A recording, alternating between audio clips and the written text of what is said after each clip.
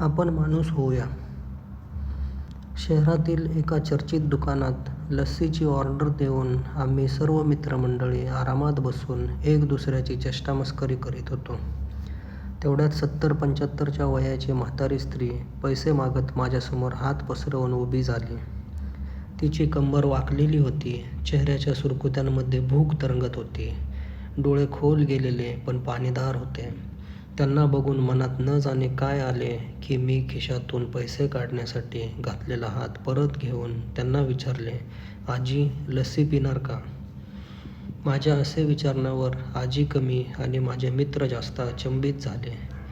कारण जर मी त्यांना पैसे दिले असते तर फार तर 5 किंवा 10 रुपये दिले असते. पण लस्सी तर 25 रुपयाला एक होती.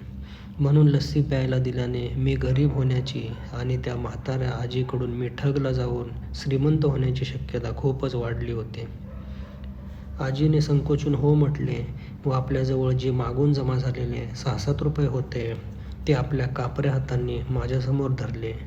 मला काही समजले नाही म्हणून मी त्यांना विचारलं, "हे कशासाठी?"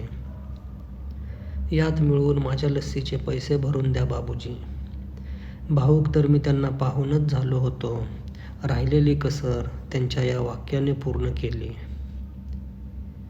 अचानक माझे डोळे भरून आले आणि भरल्या गळ्याने मी दुकानदाराला एक लस्सी वाढविण्यास सांगितले.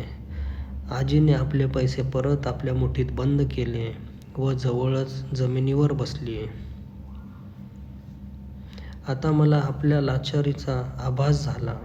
कारण मी तेथे उपस्थित दुकानदार, आपले मित्र आणि इतर बऱ्याच ग्राहकांमुळे त्यांना खुर्चीवर बसायला सांगू शकलो नाही. कोणी टोकणार तर नाही याची मला भीती वाटत होती की एका भीक मागणाऱ्या म्हाताऱ्या स्त्रीला त्यांच्या बरोबरीने बसवण्यावर कुणाला आपत्ती न व्हावी. पण ज्या खुर्चीवर मी बसलो होतो ती मला चावत होती. लस्सी ग्लासात भरून आम्ही सर्व मित्र आणि म्हाताऱ्या आजीच्या हातात देताच मी आपला ग्लास घेऊन आजीच्या जवळ जमिनीवर बसलो. कारण असे करण्यास मी स्वतंत्र होतो.